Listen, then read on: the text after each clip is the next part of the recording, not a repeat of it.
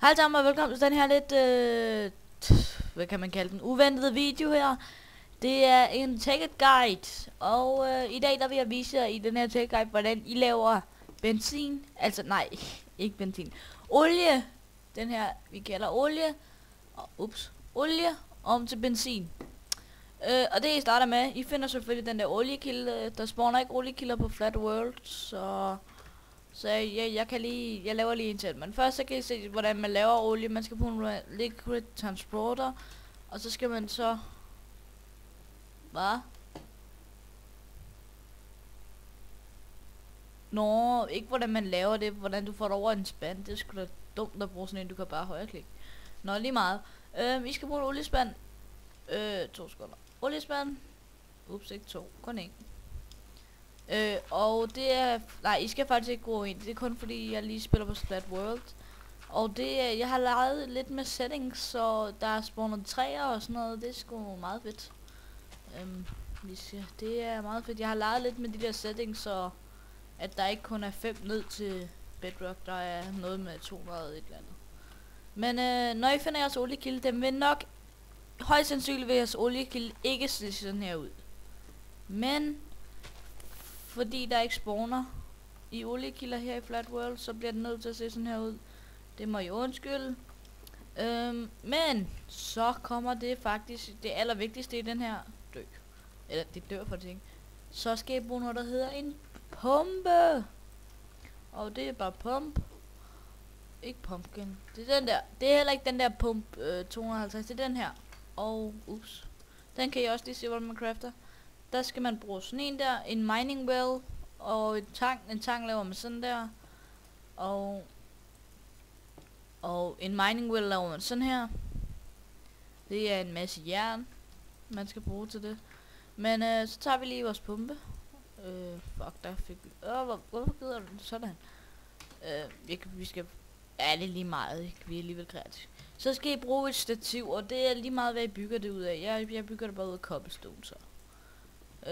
Fordi jeg viser det, hvordan I kan gøre det på den mest simple måde. Og det er også lige meget, hvor højt det er, men jeg har bare altid sådan lavet den 3 høj. I må også lave den sådan her, hvis I gerne vil det. Jeg har bare altid lavet den 3 høj. Så sætter I pumpen der, og så begynder pumpen og sætte sådan en snabel ned i, og begynder at suge. Men den suger ikke endnu, fordi den skal bruge noget energi.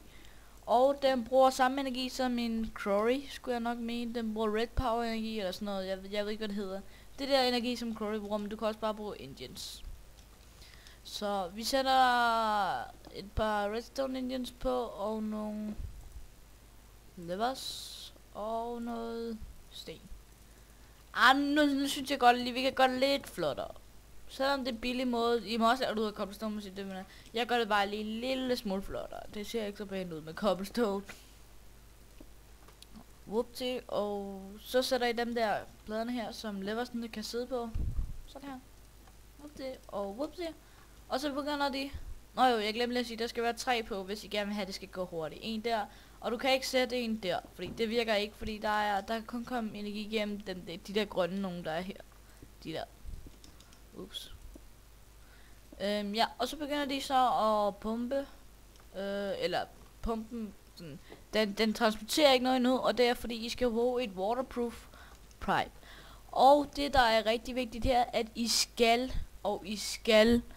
skal bruge et wooden waterproof pipe i starten. Fordi wooden, det er det eneste der kan trække ting eller suge ting ud af ting. Ellers så kan I bare bruge cobblestone eller stone. Og I skal bruge det der. Det er det eneste, der kan suge. Og I skal bruge waterproof pipe, fordi waterproof pipe, det er det eneste, der kan transportere... eller det er det eneste, der kan transportere, ting rundt, som flydende ting, som vand og, cobblestone, eller lava, og alt det der andet til olie, som sagt, ikke? Og benzin, det er det eneste, der kan transportere det rundt. Så gør vi sådan her. Og de er så også meget nemmere at lave. Der skal jeg bruge et stone transport pipe og en pipe waterproof. Og det laver jeg cactus green. Og cactus green kan I så lave på alle de her måder. I kan også bare en rose red og en... I kan også bare brænde en cactus. Det er også meget nemt. Så skal jeg bruge en tang. Ups, så skal I bruge en tank. Og den laver man sådan her. Hvorfor søger jeg egentlig her? Tank. I kan bruge en endertank, hvis I vil det, hvis I gerne vil transportere den over på et andet sted. Det der ved jeg så ikke lige er. Men jeg ved, at det der det er normalt. Ups. Det der det er en normal tank. Den skal ikke være så forfærdeligt svært. Det er bare glas. Ups. Ja, der gik vi så lige ikke på den, ikke færdigt. Så tager jeg en tank. Og så ja, I behøver ikke engang særlig mange tanke, altså det kommer an på hvor meget I vil have på lager. Så vi sætter lige sådan 3 rør, ikke? I behøver ikke at have 3, I kan også bare have et stort et. Jeg har bare lavet 3. Det er også hvis I gerne vil have det på flere rør, ikke? Så ups. Ja, jeg kan godt se der er noget galt her, ikke? Så begynder der at stille og roligt at komme lidt, eller olie dem alle sammen. Og så skal I faktisk bruge et wooden. Det skal være et wooden waterproof pipe igen, fordi I skal nemlig suge det ud. Og her så skal I bruge redstone engines til det, og I skal også bruge levers. Så lige så snart de der redstone engines, jeg ved godt jeg ikke behøver så meget, men det ser bare lidt flottere ud. Whoopsie og whoopsie. Så begynder der at komme olie i dem her. Så kan I lige forbinde dem sammen. Whoopsie og whoopsie. Og så kører jeg bare dem her sådan her. De her cobblestone ind i en refinery. Og nu skal I holde godt fast. Den her er lidt dyr at lave. Faktisk rigtig dyr at lave. En refinery. Vi tager det i den. Og så viser den skal bruge diamond gear. Faktisk. Den skal på 3 tage redstone. Og så skal den på diamond gear. Og det laver man noget af guldgear, og det laver man noget af iron gear, og det laver man noget af stone gear, og det laver man noget af wooden. Så det er sgu lidt dyrt, den her refinery.